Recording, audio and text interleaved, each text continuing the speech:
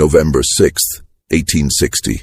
Somewhere in the tobacco country of Central Virginia, a plantation owner celebrated Abraham Lincoln's election victory with his favorite Cuban cigars, hand-rolled by the one man he trusted above all others in his household. By dawn, he was dead, his lips stained dark, his fingers clutching at a throat that had swollen shut. The local physician recorded it as apoplexy brought on by excessive celebration. The county records were sealed within a week. What the doctor's private journal revealed 70 years later would suggest something far more deliberate, far more calculated, and far more terrifying than anyone in that community could have imagined.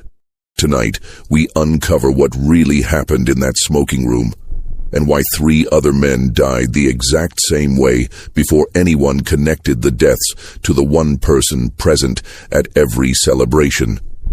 Before we continue with the story of what happened in Buckingham County that election night, I need you to do something. If you're listening from Virginia, North Carolina, Kentucky, or anywhere in tobacco country, leave a comment telling us what state you're from. This story touches every corner of the South, and I want to know how close you are to where this happened. And if you haven't subscribed yet, hit that button now, because stories like this, buried for over a century, are exactly what we uncover on this channel.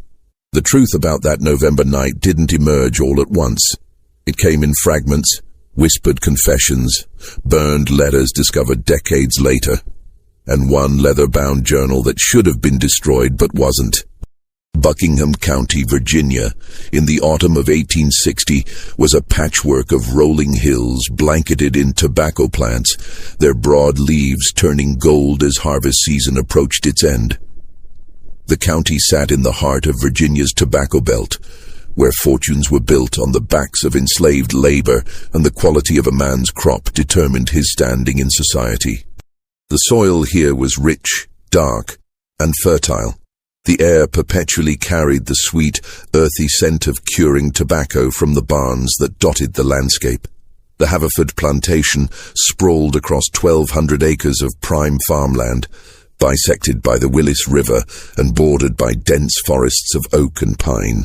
The main house stood on a gentle rise, a 3-story Georgian manor with white columns and black shutters, surrounded by magnolias and flowering dogwoods. Behind it stretched the quarters where nearly 90 enslaved people lived, a small village unto itself with its own rhythms, its own whispered conversations, its own carefully guarded secrets. Colonel Marcus Haverford owned this domain with an iron fist wrapped in velvet gloves. At 53 years old, he cut an imposing figure, tall and broad-shouldered, with silver threading through his dark hair and sharp blue eyes that missed nothing. He'd earned his military title during the Mexican War, where he'd served with distinction and developed a taste for the finer things that military pay could never satisfy. His marriage to Catherine Pembroke, daughter of a Richmond tobacco merchant, had secured both his fortune and his social position. The colonel prided himself on being a progressive plantation owner.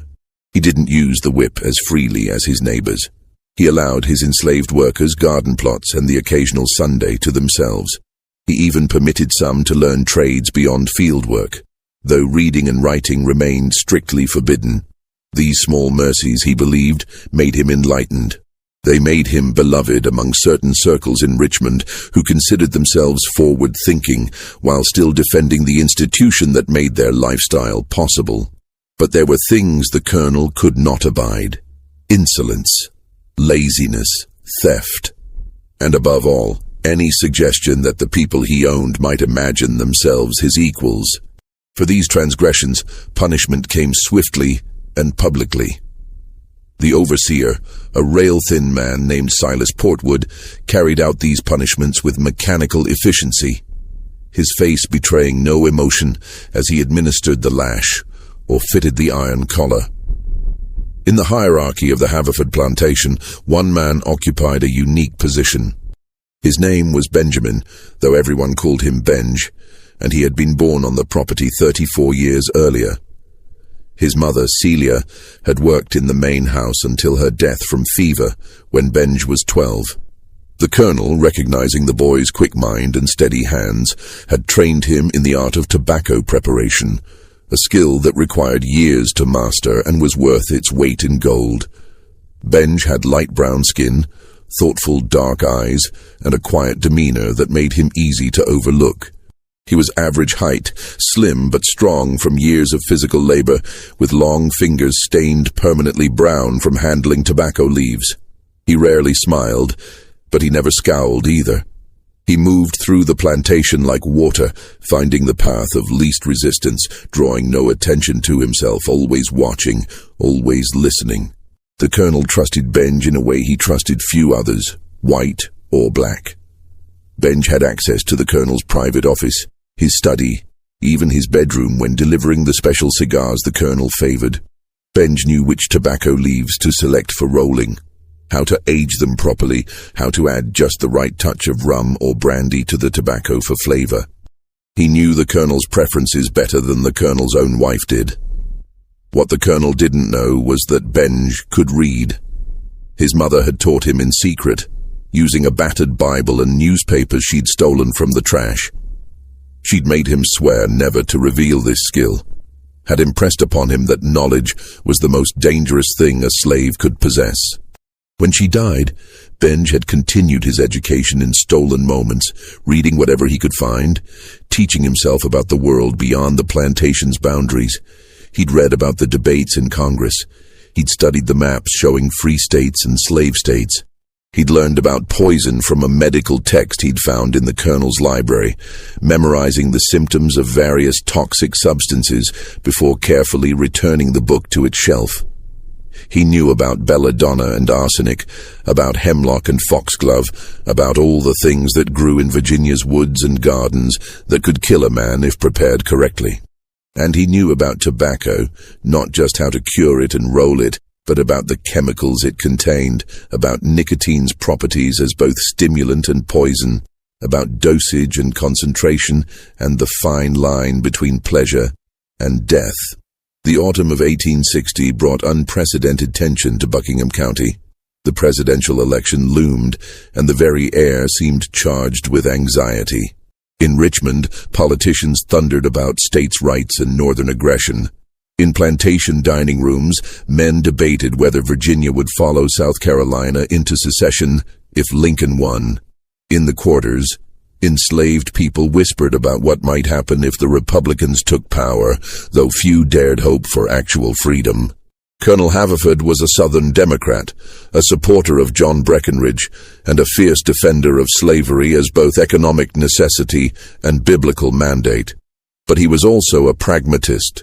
He diversified his investments, maintaining business connections in the North, hedging his bets against political upheaval. Some of his neighbors considered this nearly treasonous.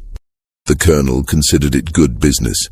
He hosted a dinner party 2 weeks before the election, gathering a dozen of the county's most prominent men to discuss strategy. Benj served the meal and poured the wine, his face a mask of respectful attentiveness, while his ears captured every word.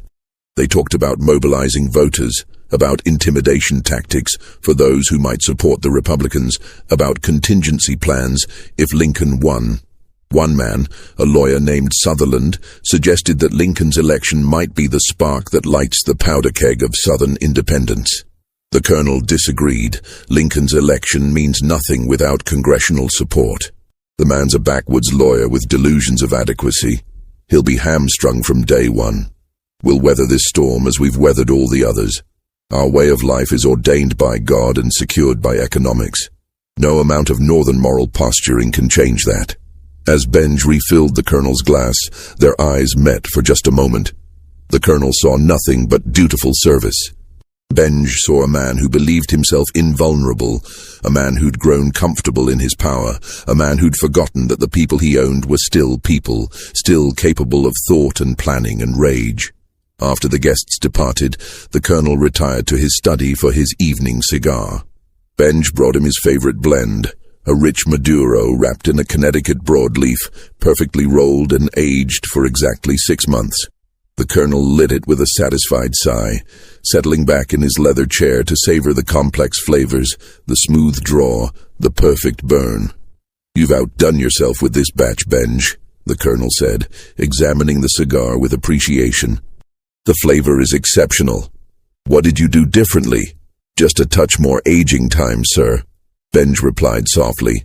"And I selected only the finest leaves from last season's crop, the ones that cured in the north barn, where the temperature stayed most consistent.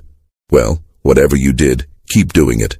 These are the finest cigars I've ever smoked, and I've smoked Cuban tobacco that cost more than you're worth."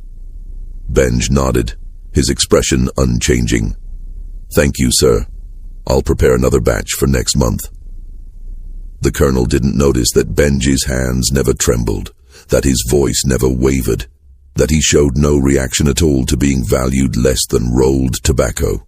Benj had learned long ago to bury his feelings so deep that even he sometimes forgot they were there. But they were there, waiting, patient as the tobacco curing in the barns. Election day arrived under grey November skies, the air sharp with the promise of winter. Polls in Buckingham County opened at dawn, though voting was restricted to white male property owners, a fraction of the population. The colonel rode into town early, dressed in his finest suit, eager to cast his ballot, and then retire to the courthouse to await results with other men of standing. The news came by telegraph before midnight. Abraham Lincoln had won. He'd carried the North decisively, and though he'd received not a single electoral vote from the South, the mathematics of victory were undeniable. In Buckingham County, the courthouse erupted in angry shouting. Men who'd been drinking since the polls closed now drank harder, their voices rising in fury and disbelief. The colonel returned to the plantation around 2 a.m, his carriage rattling up the dark drive at dangerous speed. He stormed into the house, shouting for his wife, for whiskey, for Benj to bring his cigars. Catherine Haverford appeared in her dressing gown, her face pale and frightened. The house slaves emerged from their rooms, roused by their master's bellowing. "It's done," the colonel announced, his face flushed with alcohol and rage. "That rail-splitting bastard has won, but I'll be damned if it changes anything on my land. Do you hear me? Nothing changes here." He stalked into his study and slammed the door. Through the heavy wood, the household could hear him pacing, cursing, throwing things. Catherine retreated to her room. The other servants exchanged glances and disappeared back to their quarters, grateful not to be the target of the colonel's wrath. Only Benj remained, standing in the hallway outside the study, waiting. He knew the colonel would summon him. The man always smoked when agitated, and tonight he would smoke more than usual. Benj had prepared for this. For months, he'd been preparing, ever since he'd decided that he could no longer live as property, that he would rather die trying to be free than spend another decade serving a man who considered him less than human. The preparation had been meticulous. Benj had access to the tobacco stores, to the curing barns, to every step of the cigar-making process. He'd studied the medical text carefully, learning exactly how much concentrated nicotine extract could be absorbed through the mucous membranes of the mouth and throat before it became lethal. Too little, and the colonel would merely become ill. Too much, and death would come so quickly that suspicion would be inevitable. The key was patience. Gradual exposure, building up over time so that symptoms could be attributed to natural causes or stress. Benj had been lacing the colonel's cigars for 3 months, using extract rendered down from the stemmed tobacco stems and the lowest quality leaves, the parts normally discarded. He'd mixed it with the rum used for flavoring, applied it to the wrapper leaves, incorporated it into the binding. The doses had been small at first, barely perceptible. The colonel had experienced occasional nausea, some dizziness, but nothing alarming. Nothing that couldn't be blamed on rich food or too much wine. Benj had watched carefully, adjusting the dosage, learning how the colonel's body responded, finding the threshold. Tonight would be different. Tonight With the colonel already compromised by alcohol and rage, with his heart racing and his blood pressure elevated, Benj would give him the special cigars he'd prepared for this occasion. The ones with 5 times the normal concentration. The ones that would finish what 3 months of careful poisoning had begun. The study door opened. The colonel stood framed in lamplight, his cravat loosened, his eyes wild. "Benj, where the hell are you? Bring me my cigars, the whole box, and brandy, the good French brandy." "Yes, sir," Benj replied, his voice steady. "Right away, sir." He walked to the colonel's private closet where the best cigars were kept in a humidor, a beautiful wooden box with Spanish cedar lining that maintained the perfect environment. Benj had prepared 2 boxes of cigars that looked identical to the colonel's usual favorites. One box contained cigars with his standard preparation. The other contained the cigars that would kill the colonel before dawn. Benji selected the lethal box and carried it to the study, along with a crystal decanter of brandy and a glass. The colonel had collapsed into his leather chair, his face in his hands. When he looked up, Benj saw something he'd rarely witnessed, genuine fear behind the anger. "Do you understand what this means?" Benj the colonel asked, his voice hoarse. "That man Lincoln wants to destroy everything we've built here. He wants to tear down the entire social order, the very foundation of civilization." "It must be very troubling, sir," Benj said, setting down the box and pouring brandy. "Troubling, it's catastrophic. There will be war, mark my words. And when it comes, every man in Virginia will have to choose a side." The colonel took the brandy glass and drank deeply. "But not tonight. Tonight, I'm going to smoke and drink and try to forget, for a few hours, what's coming." He opened the cigar box and selected one, examining it with bleary appreciation. "At least I still have these. At least I still have the best tobacco in Virginia, and a man who knows how to prepare it properly." He lit the cigar and drew deeply, his eyes closing in momentary pleasure. Benj stood quietly by the door, watching. The colonel smoked steadily, working through the first cigar in less than 20 minutes, before immediately lighting a second. He drank more brandy. He ranted about northern aggression, about states' rights, about the Constitution. His words became increasingly slurred, his movements less coordinated. "You're a good Negro, Benj," the colonel said at one point, his eyes struggling to focus. "I've always treated you fairly. Haven't I given you important work? Trusted you with responsibilities? You're grateful for that, aren't you?" "Yes, sir," Benj replied. Inside his chest, his heart hammered, but his face remained impassive. "Very grateful, sir." The colonel finished the second cigar and reached for a third. His hand trembled slightly as he brought it to his lips. Feeling oddly warm, he muttered, "Must be the brandy." But he lit the cigar anyway, drawing the poisoned smoke deep into his lungs, letting it coat his mouth and throat with concentrated nicotine that his body could no longer process. By the 4th cigar, the colonel's skin had taken on a grayish pallor. Sweat beaded on his forehead despite the cool night air. His breathing had become labored, each inhalation requiring visible effort. He tried to stand but fell back into the chair, his legs refusing to support him. "Don't feel well," he gasped. "Something's wrong. Benj, get the doctor." "Right away, sir," Benj said, but he didn't move. He stood there, watching the colonel's pupils dilate, watching his hands clutch at his chest, watching the man who'd owned him struggle for breath. The colonel's eyes widened with sudden understanding. He looked at Benj, really looked at him, and in that moment seemed to see past the mask of dutiful servitude to the intelligence and rage beneath. "You," he whispered. "You did this." Benj said nothing. He simply stood there, his face expressionless, as the colonel's breathing became increasingly shallow and rapid. Nicotine poisoning, Benj knew from his reading, caused the heart to race while simultaneously paralyzing the muscles needed for breathing. The victim remained conscious almost until the end, aware of what was happening, but unable to stop it. The colonel tried to call out, but his throat had swollen, his voice reduced to a strangled wheeze. He reached toward Benj with one shaking hand, whether in appeal or accusation. Benj couldn't tell and didn't care. He watched as the colonel's hand fell back to the armrest, as his eyes glazed over, as his chest stilled. The study clock chimed 4 times. Outside, the first birds began their pre-dawn songs. Inside, the colonel slumped in his chair, his lips stained dark from tobacco. 4 cigars burned down to nubs in the ashtray beside him, an empty brandy decanter on the desk. Benj finally moved. He walked to the colonel and checked for a pulse, finding none. He collected the cigar box with the poisoned cigars and replaced it with the identical box containing normal ones.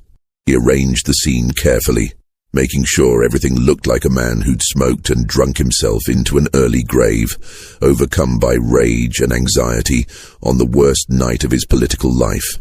Then he walked out of the study, closing the door quietly behind him. He returned to his small room in the servants' quarter attached to the main house, lay down on his narrow bed, and stared at the ceiling until the sun rose. He felt nothing. No triumph, no guilt, no fear. Just a vast emptiness where emotion should have been, and the certain knowledge that this was only the beginning. The household discovered the colonel's body at 7 that morning when Catherine sent a maid to wake him for breakfast. The girl's screams brought the entire house running. Catherine took one look at her husband's grey face and collapsed in hysterics. The overseer, Portwood, sent a rider to fetch Dr.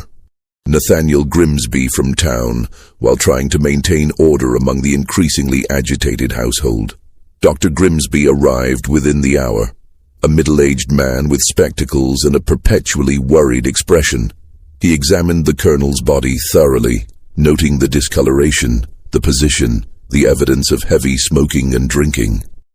He questioned Catherine about her husband's state of mind the previous evening, documented the political stress and excessive celebration. Apoplexy, he pronounced finally, brought on by excessive agitation, alcohol, and tobacco use. I've seen it before in men of the colonel's age and temperament. The shock of the election results, combined with his intemperate habits, proved too much for his constitution. Catherine accepted this explanation through her tears. The servants accepted it because they had no choice. The neighbors who came to pay their respects accepted it because it fit their understanding of how the world worked. Prominent men sometimes dropped dead from stroke or heart failure, especially during times of stress. There was nothing suspicious about it. Only Benj knew the truth, and he carried that knowledge like a stone in his chest, heavy but manageable. The funeral took place 3 days later under cold November rain. Nearly 200 people attended, filling the small Episcopal church in town and spilling out into the muddy churchyard. They buried the colonel in the family plot on the plantation, beside his parents and his infant son, who died of fever in 1847. The Episcopal minister delivered a lengthy eulogy, praising the colonel's service to Virginia, his business acumen, his kindness to his dependents. Benj stood in the back with the other house servants, his head bowed respectfully, listening to the minister describe a man he'd never known. The colonel the minister eulogized bore little resemblance to the man who'd told Benj he was worth less than a cigar, who'd watched without expression as Portwood whipped field hands for minor infractions, who'd sold a woman's children to settle a gambling debt. After the funeral, Catherine retreated to her room and didn't emerge for a week. The plantation fell into an uneasy limbo. Portwood continued running the agricultural operations, but questions of ownership and long-term management remained unresolved. The colonel had died without a will, and his nearest male relative was a nephew in Charleston who showed no interest in managing a Virginia tobacco plantation. The weeks following the funeral brought a strange, suspended atmosphere to the Haverford plantation. Work continued in the fields and barns, but without the colonel's driving presence, everything moved more slowly. Catherine remained closeted in her rooms, seeing no one but her personal maid. Portwood grew increasingly harsh, as if trying to compensate for the absence of authority with excessive discipline. Benj continued his work, preparing tobacco, rolling cigars, moving through the house like a ghost. No one questioned him. No one suspected him. He was just property, as invisible as furniture, as unremarkable as the walls. But change was coming to Virginia. Change that would sweep away the old certainties and replace them with chaos. Lincoln's inauguration in March brought South Carolina's secession, followed rapidly by Mississippi, Florida, Alabama, Georgia, Louisiana, and Texas. The Confederacy formed. Fort Sumter fell. Virginia debated and agonized, and finally, in April, voted to secede. By May, Catherine had made her decision. She would sell the plantation and return to Richmond, to her father's house, where she'd be safe from whatever war was coming. The nephew from Charleston agreed to handle the sale. Portwood would stay on to manage the property until a buyer could be found. The enslaved population of the plantation heard these plans through the whisper network that conveyed information faster than any telegraph. They knew their futures hung in the balance.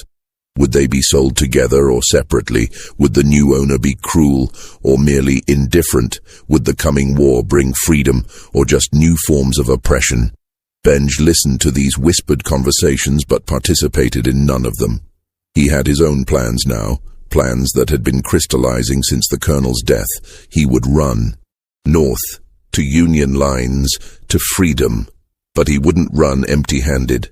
In the colonel's study, which Catherine had kept locked since her husband's death, there were documents, deeds, contracts, account books, correspondence, evidence of business dealings, debts owed and owing, investments both legitimate and questionable. Benj had seen these papers during his years of service. He'd read them when the colonel wasn't looking, memorizing names and numbers. He knew which of the colonel's business associates in Richmond had Confederate sympathies. He knew which ones maintained Northern connections. He knew about the weapons stored in the barn behind the cooperage, ostensibly for plantation defense, but actually intended for Confederate forces. He knew about the gold coins hidden in a floor safe in the colonel's bedroom. This knowledge could be valuable. To the right people, it could be very valuable indeed. 2 weeks before Catherine's planned departure for Richmond, Benj made his move. He waited until a cloudy, moonless night when Portwood had ridden into town for supplies. Using a key he'd made months earlier from a wax impression, he let himself into the colonel's study. Working by the light of a shielded candle, he photographed his memory of the most important documents, committing specific details to memory since he couldn't risk taking the originals. Names, dates, amounts, locations, evidence of Confederate weapons caches, lists of Southern sympathizers in northern cities, correspondence suggesting plots to disrupt Union supply lines. He found the deed to the plantation, noting the property boundaries and the names of neighboring landowners. He found the household inventory, including the names and estimated values of every enslaved person on the property. His own name was there, Benjamin, age 34, tobacco specialist, valued at $1,800. $1,800. That was what he was worth to these people. Less than a good horse. Less than the chandelier hanging in the dining room. He committed it all to memory, then carefully returned everything to its place. He locked the study door and slipped back to his room without encountering anyone. The next morning he worked as usual, showing no sign of the previous night's activities. 3 days later, he disappeared. The discovery of Benj's absence came at dawn, when the cook needed tobacco brought from the curing barn for the household's morning supply. She sent a boy to fetch Benj, but his room was empty, his few possessions gone, his palate cold. Portwood was summoned. A search of the plantation revealed nothing. Benj had vanished like smoke. Portwood was beside himself with fury. Catherine, when informed, seemed more bewildered than angry. But why would he run, she asked. We always treated him well. He had important work, responsibilities. Why would he throw all that away? The answer, of course, was that Benj had never had anything to throw away. He'd only had a slightly more comfortable form of bondage, and he'd chosen possible freedom over certain slavery. But Catherine, like her husband before her, couldn't understand that the people she owned might have desires and dreams beyond serving her comfort. Portwood organized a search party, hiring professional slave catchers from Richmond, men with dogs and guns and no mercy. They searched the woods surrounding the plantation, questioned enslaved people on neighboring properties, followed the roads north toward Washington. They found nothing. Benj had disappeared as completely as if the earth had swallowed him. What they didn't know was that Benj had never intended to run north on the roads, where patrols and checkpoints made passage nearly impossible for a black man without papers. He'd gone west instead, into the mountains, following paths known only to runaways and the few white abolitionists who aided them. He'd connected with the Underground Railroad in the foothills of the Blue Ridge, been passed from safe house to safe house, eventually making his way to Pennsylvania and then to Massachusetts. By July, he was in Boston, free but penniless, working as a laborer in a warehouse while trying to figure out how to use the information he carried. By August, he'd made contact with certain individuals who understood the value of intelligence from behind Confederate lines. By September, he was sharing what he knew with people who could act on it. But that wasn't the end of the story. In fact, it was barely the beginning. Because back in Virginia, something strange was happening on the Haverford plantation.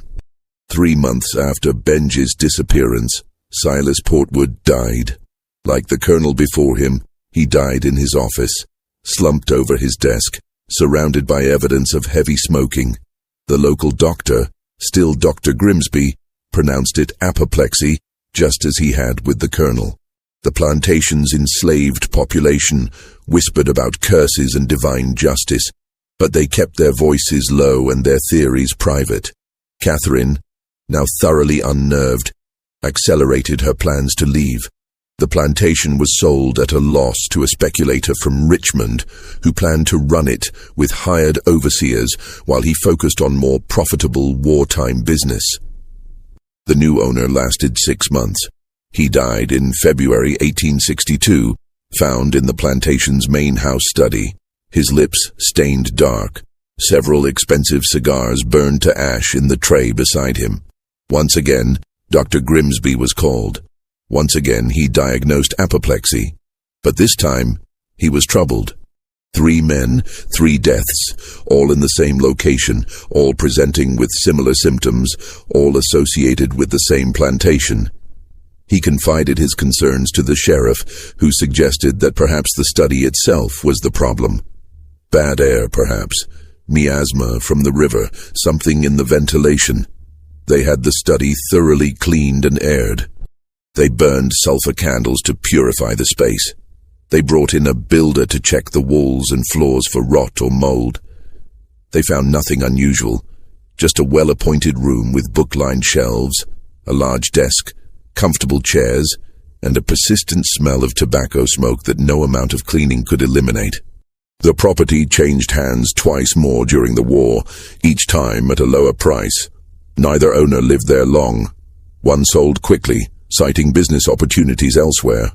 The other died, though this time in his own home in Richmond, rather than on the plantation itself.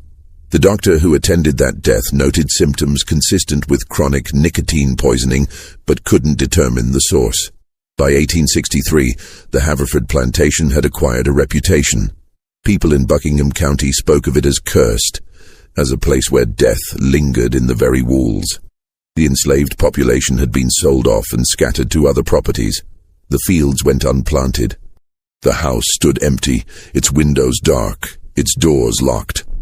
Dr. Grimsby, troubled by the pattern of deaths, began keeping detailed notes in his private journal. He documented each case, noting similarities and differences, searching for a pattern that made medical sense. He never found one, at least not one he could prove. But he had his suspicions. In an entry dated March 15, 1863, he wrote, "I am increasingly convinced that the deaths at the Haverford property are not natural, though I cannot determine the mechanism. All victims were smokers of expensive cigars. All died with similar presentations: rapid heartbeat, difficulty breathing, gray pallor, dilated pupils. The symptoms are consistent with nicotine poisoning, but at concentrations that should not be possible from ordinary tobacco use. Could the cigars themselves have been deliberately tainted, but by whom and when? The original victim, Colonel Haverford, kept his cigars locked away. Only his most trusted servants had access. I am left with an impossible conclusion that one of his servants somehow learned to weaponize tobacco, using the Colonel's own vice against him. But how, and more troublingly, if this was murder, what happened to the other victims? Did the poisoner return, or did he leave something behind? Some cache of tainted cigars that continued to kill long after his departure? Grimsby never published these suspicions. The war was raging, and he had more immediate concerns than mysterious deaths on an abandoned plantation. He treated wounded soldiers, delivered babies, and tried to keep his community alive through years of deprivation and occupation. His journal remained private, locked in a drawer in his office. But he wasn't wrong. The deaths weren't natural. And the answer lay not in cursed ground or bad air, but in a dozen boxes of cigars that Benj had prepared before his escape. Cigars infused with concentrated nicotine extract at levels just below immediately lethal, but well above safe.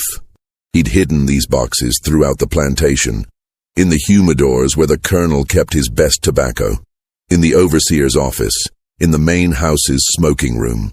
Every man who purchased the Haverford plantation inherited not just land and buildings, but a slow death hidden in wooden boxes with Spanish cedar lining. Every man who lit one of those specially prepared cigars was consuming poison, building up toxic levels in his bloodstream with each smoke, until his body could no longer compensate. Benji had calculated it perfectly. The deaths would be spaced far enough apart to seem like coincidence. The symptoms would match known natural causes, and by the time anyone suspected murder, he would be long gone, impossible to find, impossible to prosecute.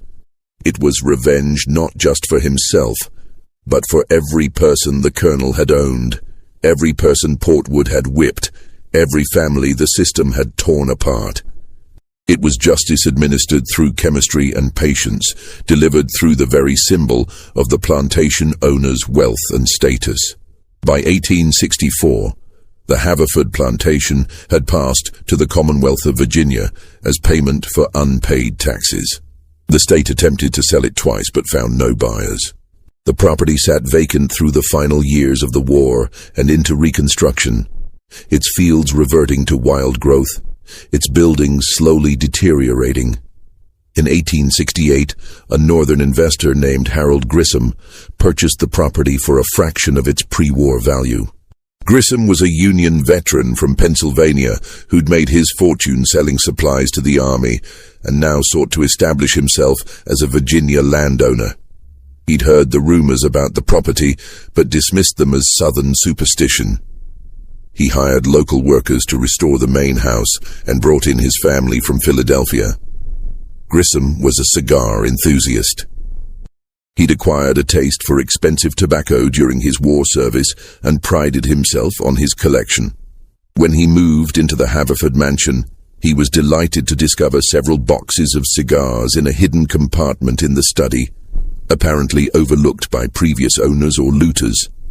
The cigars appeared to be in excellent condition despite their age. The wooden boxes had protected them from moisture and pests. Grissom, recognizing quality tobacco when he saw it, was thrilled by his find. He tested one cigar and found it exceptional, the flavor rich and complex, the construction flawless. He made a note in his diary about his good fortune in discovering such a cache. His wife, Margaret, worried about smoking cigars of unknown provenance, but Grissom laughed off her concerns. "These are Virginia's finest tobacco, my dear. Better than anything you can buy in Philadelphia." The previous owner clearly had excellent taste. He smoked them regularly throughout that summer, working in the study as he made plans to restore the plantation to profitability. He would grow tobacco again, he decided, though he'd use free labor instead of enslaved. He'd modernize the operation, apply northern efficiency to southern agriculture. He'd proved that the plantation system had been economically inefficient all along. By September, Grissom was frequently ill. He complained of dizziness, nausea, irregular heartbeat. The local doctor, no longer doctor, Grimsby, who died during the war, attributed these symptoms to the Virginia heat and the stress of managing a large property. He prescribed rest and moderation in all things. Grissom ignored this advice. He continued smoking his cigars, continued pushing himself to work long hours, continued making plans for the plantation's future. By October, his symptoms had worsened dramatically. His hands trembled constantly. His skin had taken on a grayish cast. He experienced frequent episodes where his heart would race uncontrollably, leaving him gasping for breath. His wife insisted on bringing in a specialist from Richmond. Dr. Edmund Waters examined Grissom thoroughly and found him suffering from what appeared to be chronic nicotine poisoning. When questioned about his tobacco use, Grissom admitted to smoking 5 or 6 cigars daily, sometimes more when working late.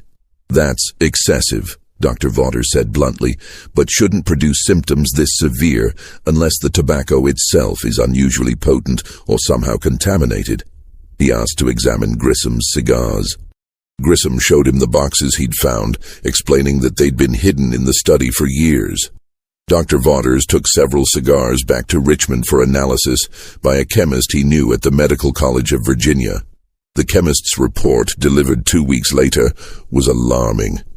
The cigars contained nicotine at concentrations 4 to 5 times higher than normal. More disturbing, the distribution was uneven, suggesting deliberate adulteration rather than natural variation. Someone had infused these cigars with concentrated nicotine extract, essentially turning them into poison delivery devices. Dr. Waters immediately sent word to Grissom to stop smoking the cigars and destroy them. But the message arrived too late. Grissom had died the night before, alone in his study, a half-smoked cigar still clutched between his fingers. The local sheriff, prompted by Dr. Waters' report, opened an investigation. He questioned the household staff, examined the study, and sent more cigars to Richmond for analysis. All tested positive for excessive nicotine. The sheriff concluded that Grissom had died by misadventure, the victim of tainted tobacco of unknown origin. But Dr. Waters wasn't satisfied with this explanation. He knew the Haverford plantation's history, knew about the previous deaths. He requested access to Dr. Grimsby's papers and was eventually given permission to review the old doctor's private journals. Reading Grimsby's suspicions, Waters began to piece together a pattern. All the deaths involved men who'd purchased the Haverford plantation. All had occurred in or around the study. All involved heavy cigar smoking, and all had presented with symptoms consistent with nicotine poisoning.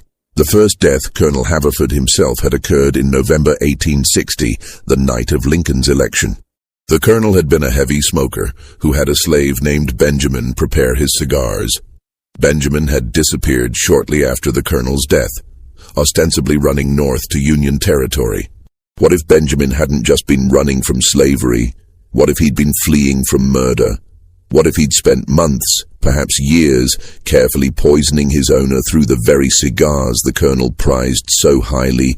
Waters couldn't prove any of this. Benjamin, if he was still alive, was somewhere in the north, beyond Virginia's jurisdiction.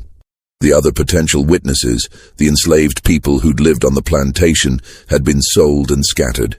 The physical evidence, the poisoned cigars, had now been destroyed on his own orders to prevent further deaths. But the pattern was clear. Someone, almost certainly Benjamin, had created those lethal cigars before his escape. He'd hidden them throughout the plantation, knowing they'd eventually find new victims among the men who profited from slavery. He'd weaponized tobacco, turning the plantation's cash crop into an instrument of delayed revenge. Dr. Waters documented his theory in a detailed report to the sheriff, laying out the evidence and explaining the medical mechanism.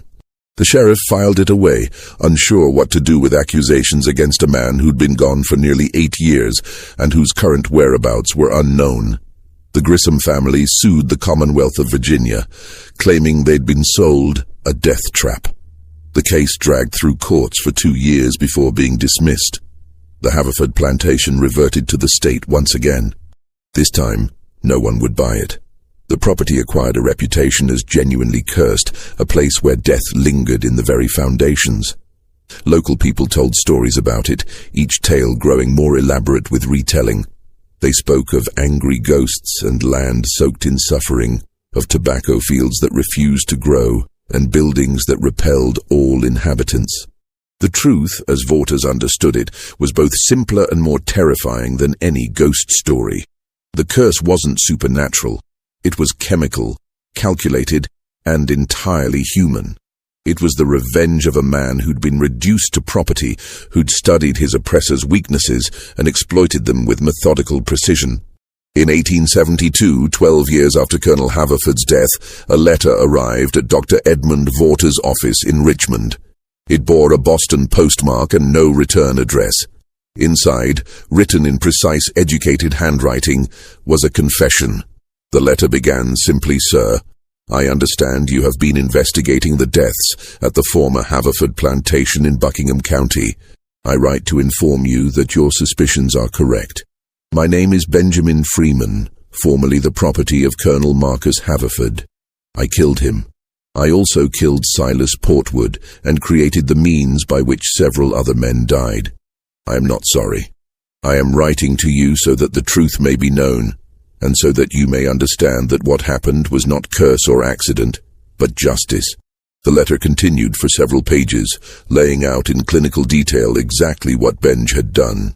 He described his years of study, learning to read in secret, educating himself from stolen books. He explained his discovery of nicotine's properties as both stimulant and poison, his experiments with concentration and dosage, his careful testing to find the threshold between illness and death. "I began with small doses," the letter read, "mixed into the Colonel's cigars over a period of months. He would feel mildly unwell but attribute it to other causes. His body was building up a tolerance, but also accumulating damage to his heart and nervous system. By election night, he was already compromised. The heavily dosed cigars I prepared for that evening were merely the final blow to a system already weakened." Benj described his preparation of additional boxes of poisoned cigars, his decision to hide them throughout the plantation. "I knew the property would be sold," he wrote. "I knew other men would come, men who saw profit in the land where I and others had suffered. I left them gifts. Boxes of the finest tobacco, aged and rolled to perfection, infused with concentrated death. Whoever found them would think themselves fortunate. They would smoke, and they would die, as the Colonel died, wondering what had gone wrong." The letter explained his escape, his journey north, his new life in Boston. He'd taken the surname Freeman for obvious reasons. He worked as a tobacconist, ironically enough, using his legitimate skills to earn an honest living. He'd married. He had children. He was, by all measures, a respectable member of his community. "I tell you this," the letter concluded, "not from guilt, for I feel none, but from a desire for truth. The world should know that what happened at the Haverford plantation was not mysterious or supernatural. It was the deliberate action of a man who had been told his entire life that he was property, that he existed only to serve, that his thoughts and feelings in humanity meant nothing. I proved them wrong. I proved that the people they enslaved were capable of great complexity of thought and action. I proved that we could plan, could execute, could achieve goals that required patience, intelligence, and skill. In killing my oppressor with his own cigars, I demonstrated more sophistication than most of them credited any Negro with possessing. That demonstration, sir, was as much the point as the revenge itself." Dr. Waters sat in his office for a long time after reading this letter, staring at the careful handwriting, considering what to do. He was technically in possession of a murder confession. Benjamin Freeman had admitted to multiple killings and had provided enough detail to remove any doubt about his guilt. But Waters was also a man who'd lived through the war, who'd seen slavery firsthand, who'd treated wounds on both sides and come to his own conclusions about the institution and its defenders. He thought about Colonel Haverford, who'd owned 90 human beings and considered it his God-given right. He thought about Portwood, who'd whipped men for sport. He thought about the speculators who'd purchased the plantation hoping to profit from it. Then he thought about Benjamin Freeman, who'd been born into slavery, who'd educated himself in secret, who'd endured decades of degradation and dehumanization, and who'd finally struck back using nothing but intelligence and patience. After considerable deliberation, Waters took the letter to his fireplace and burned it. He told no one about its contents. He made no report to authorities. Instead, he wrote his own account of the Haverford plantation deaths, documenting the medical evidence of nicotine poisoning, but attributing it to unknown parties, likely among the former enslaved population, identity uncertain and whereabouts unknown. He filed this report with the sheriff's office and considered the matter closed. If Benjamin Freeman was living peacefully in Boston, married and working an honest trade, what purpose would be served by prosecution? The man had been property. Under the laws that had governed Virginia for decades, he'd had no legal rights, no recourse against abuse, no hope of justice through legitimate channels. He'd created his own justice. Waters couldn't bring himself to condemn him for it. The Haverford plantation remained unsold through the 1870s and into the 1880s. The buildings gradually deteriorated, reclaimed by vines and weather. Local children dared each other to approach the property after dark, spinning ever more elaborate stories about what haunted it. Occasionally, someone would break in to explore, but they never stayed long. The house felt wrong, they said. Too quiet, too heavy with the weight of old suffering. During this period of abandonment, something curious happened. Former enslaved people from the Haverford plantation, now scattered across Virginia and beyond, began to share stories among themselves. In churches and gathering halls, in private conversations held far from white ears, they spoke of Benj. Most had known him as quiet, unremarkable, a man who kept to himself and did his work without complaint. But now they remembered small things. The way he'd sometimes watch the colonel with an unreadable expression, how he'd always seemed to know things he shouldn't know, how he'd disappeared the very week the colonel died. Some claimed they'd known all along what he'd done. Others swore they'd suspected but had kept silent, understanding that silence was the only protection they could offer. A few elderly men and women, freed by the war and now living in Richmond's growing black community, would occasionally tell younger generations about the tobacco man who made his master smoke death. The stories were never detailed, always vague enough to maintain deniability. But the message was clear: resistance was possible, even for those who seemed powerless. One woman, formerly enslaved on a neighboring plantation, told her grandchildren in 1891 about a conversation she'd had with Benj years before his escape. They'd been at a quilting bee, where enslaved people from several plantations had gathered. Benj had been quiet as always, but at one point he'd said something that stuck with her. Tobacco built this world. Maybe tobacco can tear it down too. She hadn't understood what he meant at the time. Only later, after the deaths began, did his words take on new significance. The transformation of the Haverford property reflected broader changes sweeping through Virginia during Reconstruction and beyond. The old plantation system had collapsed, replaced by sharecropping and wage labor that often proved only marginally better than slavery. But the land itself became symbolic of something.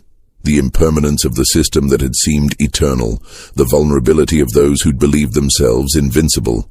By the time the main house burned in 1889, attitudes toward the property had calcified into superstition and avoidance. No developer would touch it. No farmer wanted to build near the old house site.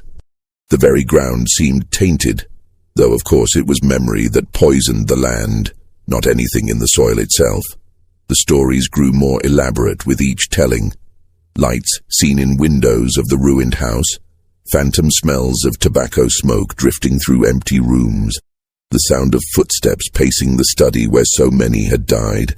What no one discussed openly, but many understood privately, was that the curse on the Haverford plantation was the curse of slavery itself. The property had been built on human suffering, maintained through violence and degradation, and when that foundation crumbled, everything built upon it collapsed as well. The deaths of the white men who'd tried to profit from it seemed like justice to some, coincidence to others. But everyone agreed the place was better left abandoned. In 1896, 2 years after Benjamin Freeman's death in Boston, a black newspaper in Richmond published a cryptic obituary notice that had been submitted anonymously. It read, "Benjamin Freeman, formerly of Buckingham County, died in Boston at age 68. He was a tobacconist of great skill, known for the care he took in his craft. He leaves behind a wife, 3 children, and a legacy that some will understand and others will never comprehend. May he rest in the freedom he earned." The notice generated no comment from white newspapers, but it was quietly reprinted in black publications across Virginia and as far north as Philadelphia. The land itself was eventually subdivided and sold to various farmers who planted corn and wheat instead of tobacco. None of the new owners built on the original house site. They all chose different locations, as far from the old center of the plantation as possible. The original boundaries were forgotten. The memory of what had happened there faded into local legend, another ghost story among many. Dr. Edmund Waters died in 1895, taking his knowledge of Benjamin Freeman's confession to his grave. His papers were donated to the Medical College of Virginia, where they sat unexamined in archives for decades. Dr. Grimsby's journals ended up in the possession of a local historical society, catalogued but unread. It wasn't until the 1930s that a researcher examining pre-Civil War medical records stumbled across both sets of documents and recognized their connection. By then, everyone involved was long dead. Benjamin Freeman, if he'd survived to old age, would have been over 100 years old. The researcher published a brief article in a regional history journal speculating about the strange pattern of deaths at the Haverford plantation, but offering no definitive conclusions. The truth remained hidden in plain sight, buried in old journals and archived letters, waiting for someone to piece it together. That finally happened in 1958, when a graduate student at the University of Virginia, researching plantation life in Buckingham County for her dissertation, found Waters' unpublished account among his papers. The account mentioned a letter from someone named Benjamin Freeman, but didn't include the letter itself, which Waters had destroyed. Intrigued, the student cross-referenced the name with Boston city directories from the 1870s and 1880s. She found a Benjamin Freeman listed as a tobacconist on Beacon Street, married to a woman named Harriet, with 3 children. The business had operated successfully for over 20 years before Freeman's death in 1894 at the age of 68. Further research uncovered a brief obituary in a Boston newspaper, describing Freeman as a respected member of the community, a deacon at his church, a skilled craftsman known for the quality of his tobacco products. The obituary made no mention of his birth in slavery or his origins in Virginia. He'd created a new life, a new identity, and kept his secrets until death. The student included these findings in her dissertation, but framed them carefully, presenting them as suggestive but not conclusive evidence of one enslaved person's remarkable act of resistance. She noted that if Benjamin Freeman had indeed poisoned Colonel Haverford and others, his actions represented a level of sophisticated planning and execution that challenged contemporary assumptions about the intellectual capabilities of enslaved people. Her dissertation was accepted but not widely read. The full story of what happened at the Haverford plantation remained obscure, known only to a handful of academics and local historians. The property itself continued its quiet existence as farmland, its dark history forgotten by the families who worked the soil. But the truth, once discovered, has a way of persisting. In the 1980s, another researcher working on a book about slave resistance in Virginia found the graduate student's dissertation and recognized its significance. She investigated further, finding additional evidence in shipping records that showed Haverford importing Cuban tobacco and in account books that documented the plantation's cigar production.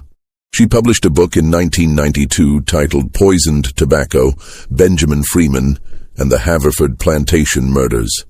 The book presented the full story, drawing on all available documentation, including excerpts from Grimsby's and Vaughters' journals.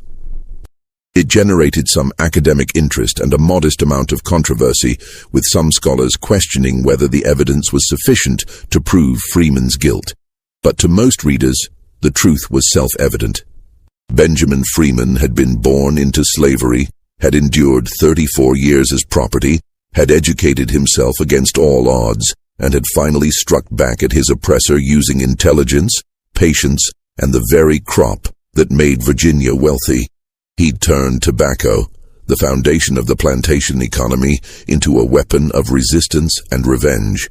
He'd killed not just one man, but several, not through passion or violence, but through calculated poisoning that mimicked natural causes. He'd escaped to freedom and built a successful, respectable life, never once betraying through word or deed what he'd done or what he was capable of doing. He'd proven, in the most dramatic way possible, that enslaved people were human beings capable of sophisticated thought and action, that they could plan and execute complex schemes, that they possessed intelligence and agency. Their oppressors consistently denied them, and he'd done it all with cigars. The tobacco that represented Virginia's wealth, that funded the plantation system, that was produced through enslaved labor, became the instrument of that system's destruction, at least in one small corner of Buckingham County. The masters smoked their own downfall, literally inhaling the concentrated essence of their crime. Benjamin Freeman lived free for 34 years, exactly the same number of years he'd spent enslaved. He died in his bed, surrounded by family, his secrets intact. He was buried in a Boston cemetery under a simple headstone that read, Benjamin Freeman, 1826-1894, beloved husband and father, now at rest. The Haverford plantation is farmland now, divided among several owners, its dark history known only to academics and local historians. The buildings are gone. The tobacco barns have collapsed. The quarters where 90 people once lived in bondage have returned to forest. But the land remembers. The soil that was enriched with blood and sweat and tears remembers. And somewhere in the archives, in journals and letters and research papers, the truth remains, waiting to be discovered again by each new generation that asks what really happened on that election night in November 1860. When a slave killed his master with poisoned cigars and walked away into freedom. Final CTA, Integrada Naturalmente Narrativa. This is the story of Benjamin Freeman, tobacconist, deacon, father, and murderer. It's a story about revenge and resistance, about intelligence and patience, about a man who refused to accept his status as property and did something about it. Whether you see him as villain or hero depends on where you stand, but his actions remain undeniable. He turned the symbol of his oppression into the instrument of his liberation, proving that even the most powerless could strike back if they were clever enough, patient enough, and willing to accept the consequences. What do you think of this story? Do you believe Benjamin Freeman was justified in what he did? Or do multiple wrongs never make a right, even in the context of slavery? Leave your thoughts in the comments below. If you found this story as compelling as I did while researching it, hit that like button, share it with friends who appreciate dark historical mysteries, and subscribe to make sure you never miss another untold story from America's troubled past. There are more secrets buried in the archives, more forgotten truths waiting to be uncovered. Join me next time as we dig deeper into the shadows of history. Until then, remember, the past is never really dead. It's not even past.